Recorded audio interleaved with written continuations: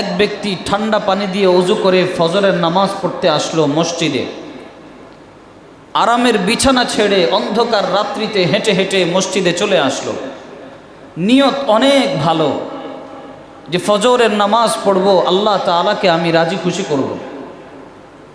এই ভালো নিয়ত নিয়েই সে মসজিদে এসেছে। আসার পরে চিন্তা করলো ফজরের নামাজ মাত্র 2 রাকাত ফরজ। আমার এই 2 রাকাত ফরজ পড়তে ভালো লাগে না, আমি 4 রাকাত পড়ি। বলে না 4 রাকাত পড়তেও ভালো লাগে না, আমি 6 রাকাত পড়ি, 10 রাকাত পড়ি। নিয়তও ভালো, চিন্তাও ভালো। আচ্ছা আপনি বলেন তো 2 রাকাত নামাজ না পড়ে যদি 4 রাকাত ফরজ নামাজ পড়ে ওই ব্যক্তির নামাজ কি হবে? জোরে বলেন না, হবে? ওই ব্যক্তির নামাজ তো হবে না। তার মানে নিয়তও ভালো ছিল, আমলের ইচ্ছাও ছিল, ইখলাসও ছিল, সব কিছু ছিল, কিন্তু সুন্নত তরিকায় না হওয়ার কারণে ইবাদত কবুল হবে কি হবে না? হবে না।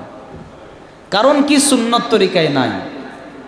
তার মানে আমরা বুঝতে পারলাম পৃথিবীতে যদি আমাদের ইবাদতগুলোকে আল্লাহর কাছে কবুল করাতে হয়, 1 নম্বর শর্ত হচ্ছে আমাদের ইখলাস থাকতে হবে।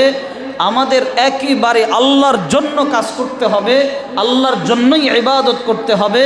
দুনিয়ার কোনো মানুষকে দেখানোর জন্য না, দুনিয়ার কোনো কিছু পাওয়ার জন্যও না, দুনিয়ার কোনো মর্যাদা পদ এগুলো পাওয়ার জন্যও না।